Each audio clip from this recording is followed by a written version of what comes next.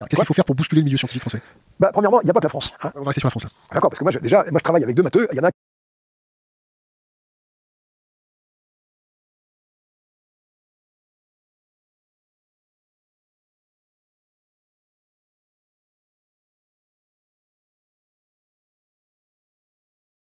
Français. Comment je fais? Pour bousculer le milieu scientifique français. Mais vous savez, dès qu'on prononce un mot Qu'est-ce qu'il faut faire? Qu'est-ce qu'il faut faire pour bousculer le milieu scientifique français? Bah, premièrement, il n'y a pas que la France. Hein. On va rester sur la France, là. D'accord, parce que moi, je travaille avec deux matheux. Il y en a un qui est belge et l'autre qui est canadien, hein, carrément. Et puis, les échanges sont étroits. On a des projets vachement intéressants. On en parlera tout à l'heure. Donc, les Français, ma foi, est-ce que c'est vraiment pas de la perte de temps d'essayer de faire travailler des Français? Je ne sais pas, moi. Ça bouge pas, la France. Elle n'est pas en marche? Ah, elle n'est pas en marche du tout, là. Franchement, ça me fait rigoler. Non, non. Vous avez même pris un type comme Villani. Bon, bah, il nous a expliqué... Qu'on a reçu? Quoi? Qu'on a reçu? Oui, que vous avez reçu. Bah, vous l'avez entendu dire, par exemple, que l'enfouissement des déchets, c'est la moins mauvaise des solutions. Il n'y connaît rien. Non, mais on est dans un monde de blabla. De blabla. En marche, c'est le blabla. Pourquoi c'est pas la meilleure solution, l'enfouissement? Parce que c'est pas une solution du tout. Il faut arrêter le nucléaire. Écoutez, on fera une émission là-dessus. Qu'est-ce qu'on fait? On fera une émission si on le décide. Qu'est-ce qu'on fait avec les déchets nucléaires? Ben, pour le moment, on les laisse en place parce qu'on ne sait pas quoi en foutre. C'est une catastrophe. Hein, on a un réacteur nucléaire, on ne sait pas comment le démanteler. Ben, on met une clôture au-dessus puis on le laisse sur place. C'est effrayant. Qu'est-ce que vous voulez qu'on en foute de ces trucs-là? Surtout pas refabriquer de nouveaux trucs.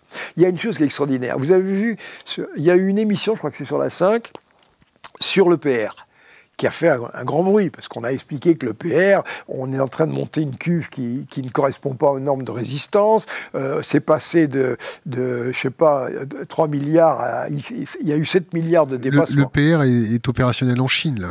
Mais oui, mais la question qu'on n'a pas soulevée, qu'est-ce que c'est qu'un EPR? Vous le savez? Je vais vous le dire. L'EPR, c'est le premier réacteur qui peut marcher au plutonium. Donc recycler le plutonium militaire. Bah, regardez, nous avons fait une usine qui s'appelle l'usine de La Hague. Et l'usine de La Hague, on dit, amenez-nous vos corps de réacteurs. Ils arrivent avec des wagons protégés. À ce moment-là, les Français conditionnent tout ça, renvoient les déchets et on garde le plutonium. Alors, on est milliardaire en plutonium. On a, je ne sais pas combien, 60 tonnes de plutonium. C'est formidable. Et à ce moment-là, les énarques, les polytechniciens diront, vous comprenez, maintenant, nous avons une ressource énergétique. Nous sommes indépendants vis-à-vis de l'uranium. Formidable. Mais c'est affreusement dangereux, le plutonium. Vous savez qu'il y a une durée de vie de 24 000 ans. Si un jour, on a un accident nucléaire avec du plutonium, c'est l'horreur absolue. C'est l'irresponsabilité totale. On en fait quoi, les déchets? Mais on les laisse en place pour le moment. On ne sait pas quoi en foutre. Donc l'enfouissement, non. Ah, l'enfouissement, c'est catastrophique. Par exemple, qu'est-ce qu'ils ont fait dans l'enfouissement? Ils ont cherché un filon d'argile. Un filon d'argile. L'argile, c'est un truc qui est hydraté. Hein. Donc il y a beaucoup d'eau dans l'argile. Ensuite, on a créé des galeries là-dedans. Puis alors, moi, j'ai bien étudié la question, je la connais, on pourra en parler, je vous donnerai tous les détails là-dessus. Donc, comment est-ce qu'on descend les charges, comment on les enfouit, etc. Maintenant, il y a une chose terrible dans les mines, c'est l'incendie. Et vous avez un truc, par exemple, c'est que quand on enfouit les déchets, il n'y a pas que les cœurs de réacteurs, il y a toutes les matières plastiques. Et les matières plastiques, ça se décompose en production d'hydrogène. Et l'hydrogène, quand il y en a 5% dans l'air, ça s'enflamme. Alors, vous avez un feu dans des galeries. Et à ce moment-là, on ne sait pas gérer un truc comme ça.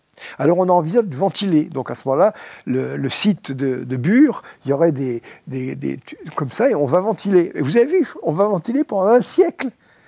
Si on arrête de ventiler, c'est la catastrophe. L'hydrogène va s'accumuler. On va avoir des risques d'incendie. Mais est-ce que vous croyez... Oui, mais, par exemple, si on me disait, mais vous n'auriez pas une autre solution à proposer? Je dis, écoutez, voilà, moi je suggérerais la chose suivante. On cherche un endroit où il y a des falaises. Et puis on fait des galeries. Et puis on met les déchets là-dedans, mais de telle façon que ça se ventile tout seul. Une ventilation naturelle. De toute façon, l'accès à ces falaises, c'est comme l'accès dans les réacteurs. Au moins, si on les met là-dedans, peut-être qu'on sera plus protégé du terrorisme, parce que c'est un sacré problème. Prenez par exemple les chœurs comme ça qui sont dans les piscines. Ah oui, c'est extraordinaire. Vous avez donc à La Hague, et dans tous ces endroits-là, des endroits où on stocke les chœurs usagés. Et ces stockages, ils sont hors sol, ils sont en hauteur. C'est-à-dire qu'autrement dit, vous avez le cœur qui est dans la flotte, et là, il y a une cloison, vous tirez un missile dans la cloison, ça fait un trou, ça se vide et craque. Vous avez le Fukushima. Hein? Et il y a même les écolos, là, comment ils s'appellent, Greenpeace, ils ont fait un truc en montrant qu'ils peuvent s'approcher du truc. Alors c'est assez marrant. Ils se sont approchés de cet endroit-là, ils ont tiré un feu d'artifice, et vous avez les 2 gendarmes qui sont là, mais ils ne sont pas du bon côté, ils sont derrière la cloison, derrière les barrières. Non mais ITER, ça vous parle? Ah oui, autre émission. C'est très... ITER, ça ne marchera pas, c'est tout.